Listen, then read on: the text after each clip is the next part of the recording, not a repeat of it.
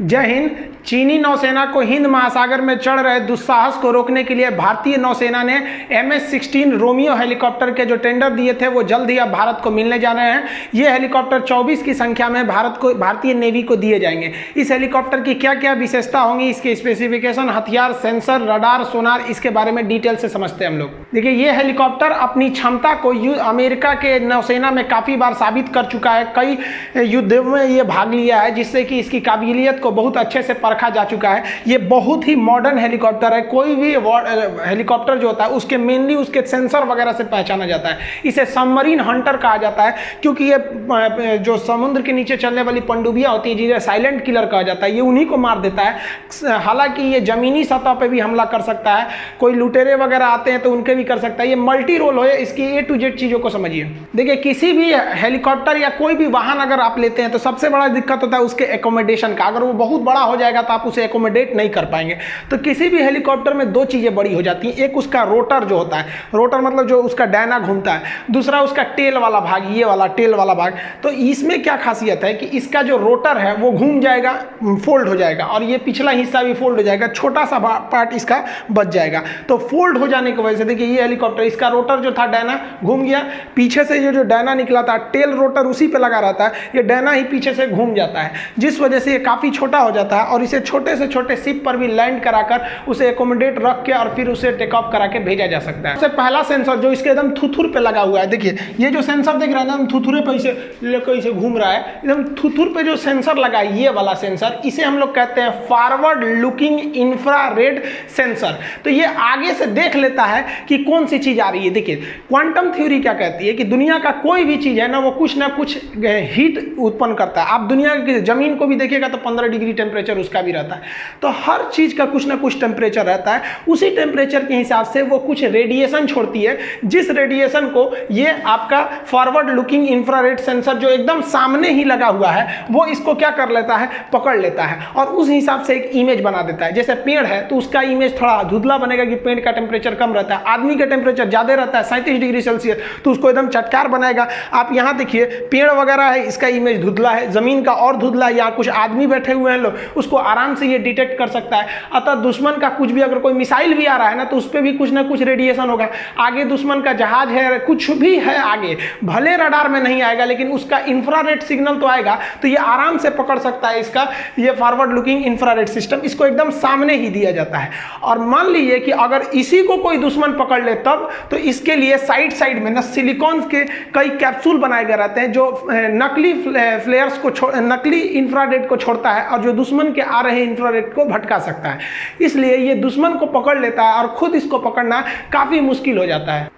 इसमें यहाँ आप देख रहे होंगे एक लाइट के समान यहाँ गोल सा लगा हुआ है। ये लाइट के समान जो दिख रहा है, ये इसका उसका AAR, ये क्या चीज़ है, मिसाइल अप्रोच वार्निंग सिस्टम है। ये इस साइड भी लगा रहता है, इस साइड भी लगा रहेगा। यहाँ पे भी देखेंगे तो ये छोटा सा यहाँ पर लगा रहता है। ये क्या बताता है कि अगर कोई मिसाइल या कोई रॉकेट दाग दिया गया इसके ओर, अब क्या करेंगे, मरेगा नहीं ना ये, तो कहता है कि भाई मिसाइल को भटकाओ। मिसाइल भी तो इंफ्रारेड खोजते हुए आ रही है कि टेम्परेचर कहाँ है, जहाज का जाए यहाँ पे। तो ये क्या करता है, शार्प्स और फ्लेयर छोड़ देता है। यहां पर इसके में यहां पे शार्प्स रखे गए हैं और ऊपर में रखे गए हैं। दो जगह इसके शार्प्स और फ्लेयर रखे हुए हैं जो इसके सेल्फ डिफेंस के लिए होते हैं। जैसे ही इसके आगे का missile approach warning system message देगा कि भाई कोई मिसाइल आ रही है किस डायरेक्शन में, तो ये दो इस डायरेक्शन में, दो इस डायरेक्शन में है, वो आराम से इस तरह से आग का गोला फ्लेयर छोड़ने लगेंगे। अब आप बताइए, आग के गोले का टेम्परेचर ज्यादा होता है और इंफ्रारेड टेम्परेचर ही देख के आता है, तो वो जो मिसाइल है वो इस आग के गोले की ओर चली जाएगी, ये अपने से निकल सकता है। इसलिए इसे कहते हैं सेल्फ डिफेंस सिस्टम। ये आगे का हिस्सा देख रहे हैं, ये चौकोर टाइप का ये जो बना हुआ है, ये दोनों साइड में लगे रहते हैं। इस साइड भी लगे रहेंगे, यहाँ पे भी देखिए दोनों साइड में दिखाई देंगे यहाँ पर। हालांकि ये वाला तो मिसाइल अप्रोच के लिए था, वो वाले की बात नहीं कर रहे हैं। ये जो चौकोर टाइप का बना गया है, ये क्या करता है, इसे कहा जाता है इलेक्ट्रॉनिक सपोर्ट मेजर। ये काफी मदद करता है। देखिए, अगर आप दुश्मन के एरिया में जाते हैं, जैसे मान लीजिए हम पाकिस्तान में हमला करने के लिए गए, चाइना में गए, तो वहां पे भी तो उनके रडार लगे हुए हैं ना। ये रडार क्या करते हैं ना, रेडियो सिग्नल सिग्नल्स को छोड़ते हैं।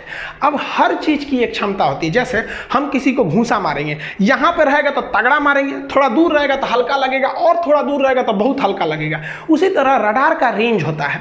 अगर रडार के मेन रेंज में आ जाएंगे ना तो आपको एकदम पकड़ लेगा, लेकिन रडार का कुछ रेंज से दूरी भी हो जाती है, बहुत दूर हो जाता है रेंज के, तो उसकी तरंगे आती हैं लेकिन इतनी दूर हो जाती हैं कि टकरा के लौट नहीं पाती हैं। तो ये क्या करता है, इलेक्ट्रॉनिक सपोर्ट मेजर, ये उन्हीं छोटे मोटे कम फ्रीक्वेंसी वाले तरंगों को भांप जाता है। ससुरा इधर से तरंग आ रहा है, यानी और 30-40 किलोमीटर अंदर घुस जाएंगे ना तो पकड़ा जाएंगे रडार में, उससे अच्छा इधर से बच जाओ।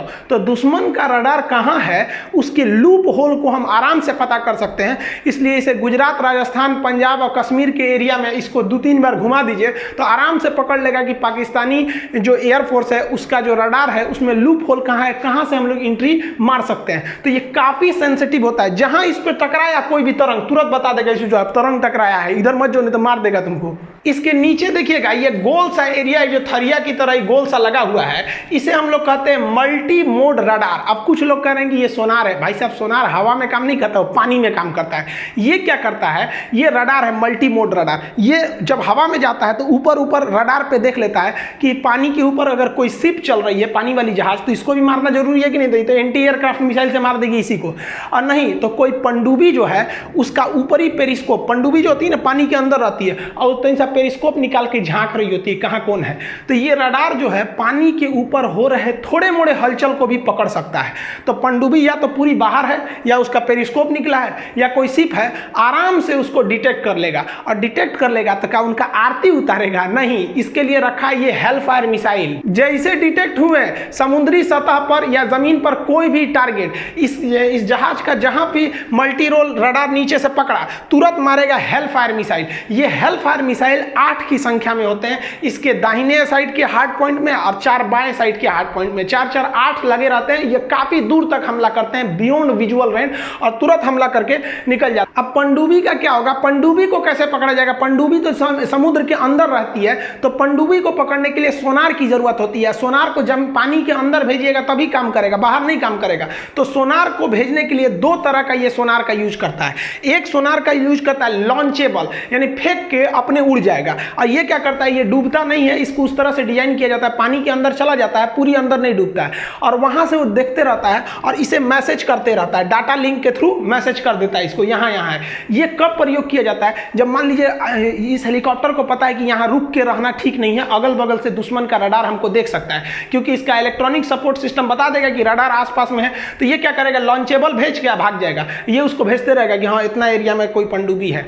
और मान लीजिए अगर कोई खतरा नहीं है लेकिन इसको आभास हो गया है कि नहीं पनडुब्बी है यहाँ पर, तो रुक के और ऑप्टिकल केबल द्वारा यहाँ पर एक ड्रॉपेबल सोनार को गिरा देगा। ये सोनो बॉयज जो होते हैं, सोनार नीचे जाएगा और सारा सिग्नल देख लेगा, कौन सी जहाज, दुश्मन का जहाज वगैरह तो नहीं, पनडुब्बी जो पानी के अंदर है, अगर है तो तुरंत सिग्नल ऊपर देगा, और जैसे सिग्नल दिया ये मार देगा, टारपीडो लॉन्च कर देगा और उस पर हमला कर देगा। ये हेलीकॉप्टर अपने साथ घातक जो टारपीडो है उसकी 4 घातक टारपीडो को ले जाता है। ये टारपीडो पानी में गिरने के बाद पनडुब्बी को मार के ध्वस्त कर देते हैं। देखिए आज के समय सबसे बड़ी समस्या हैकिंग की हो रही है। मान लीजिए कि इसने जो ड्रॉप किया है सोनो बॉयज को गिरा के भाग गया है अपने, तो मैसेज भेजेगा ना कि यहाँ पनडुब्बी है। अगर मैसेजवा बीच में हैक हो जाए तब, या फिर इसको कमांड से कमांड किया जा रहा है कि इधर कोई दुश्मन है भागो या फिर उस पर हमला करो, रास्ते में हैक हो जाएगा तब।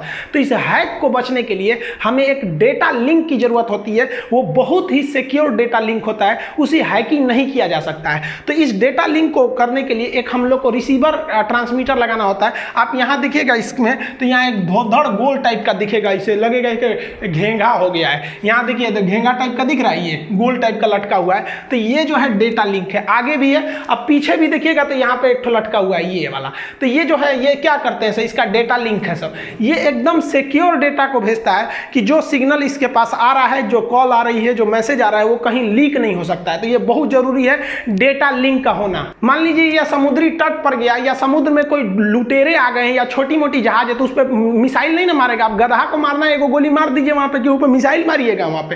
तो इसके लिए इसके अंदर मशीन गन लगाए गए हैं। ये 7.62 mm कैलिबर की मशीन गन है। ये 7.62 mm जो गोली है उसके डायमीटर को दर्शाता है, और इस मशीन गन से आराम से कहीं पे भी हमला किया जा सकता है। बहुत ही घातक ये मशीन गन होती है। देखिए ये मल्टी रोल में यूज हो सकता है, जमीन पे भी हमला कर सकते हैं, समुद्र में भी, समुद्र के नीचे हमला कर सकते हैं, समुद्र के ऊपर हमला कर सकते हैं, साथ ही इसे रेस्क्यू का काम कर सकते हैं। कोई समुद्र में डूब रहा है तो आप उसे बचा सकते हैं कमांडोज को उतार कर। इसके अलावा अगर आपका कोई शिप वगैरह हैक हो गया है, किसी बिल्डिंग पर कमांडोज उतारने हैं, तो इस पे से ले जाके आप कमांडोज को उस बिल्डिंग पर उतार सकते हैं। तो आप समझ गए कि रोमियो हेलीकॉप्टर के आने से हिंद महासागर में निगरानी क्षमता, हमलावर क्षमता बढ़ जाएगी। P-8I जो विमान है उनकी भी ये एक तरह से बैकअप में काम करेगा।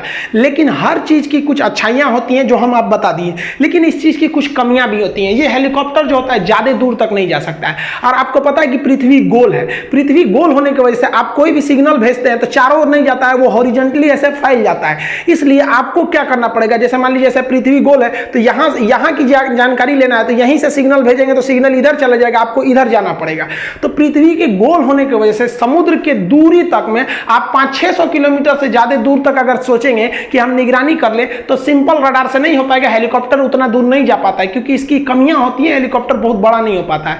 तो इसके लिए हमको यूज करना पड़ता है एवॉक्स को, अर्ली वार्निंग सिस्टम जो होता है, airborne and early warning control system जो होता है, एवॉक्स। अब हम लोग जो है नौसेना, एवॉक्स कैसे, अब इंडिया में क्या है कि हम लोग एयरपोर्ट से एवॉक्स को उतारेंगे तो फिर समुद्र में जाएगा। उससे बेहतर है ना कि हम अपने विमान वाहक पोत से ही ये एवॉक्स विमान जो होते हैं इनके ऊपर रडार लगा रहता है, ये बहुत दूरी तक निगरानी कर सकते हैं, इसको लगा दे। लेकिन हमारे यहाँ समस्या क्या है कि हमारे यहाँ जो भी या फिर हमारा INS विक्रांत कहिए या फिर विक्रमादित्य जो एयरक्राफ्ट कैरियर है जो इन्हें लेकर जाता है, उसकी समस्या ये है कि ये जो है ना ये ऊपर इस तरह से शेप में है। इस शेप को हम लोग कहते हैं स्की जंप। स्की जंप से कुछ खराबी होती है, ज्यादा लोड से नहीं उड़ सकता है। लेकिन वही आप अमेरिका की बात करेंगे, जैसे रोनाल्ड रीगन वगैरह जो अमेरिका के निमिज क्लास के एयरक्राफ्ट कैरियर है, उनको देखिएगा ना तो इसके आगे ऐसे दौड़ नहीं उठा है स्की जंप की तरह। इसमें कैटापुल्स मशीन होता है जो जहाजों को ऐसे गुलेल की तरफ फेंक देता है, जिस वजह से अमेरिका जो है इतने भयानक, जो इतने भारी भरकम एवॉक्स जहाज है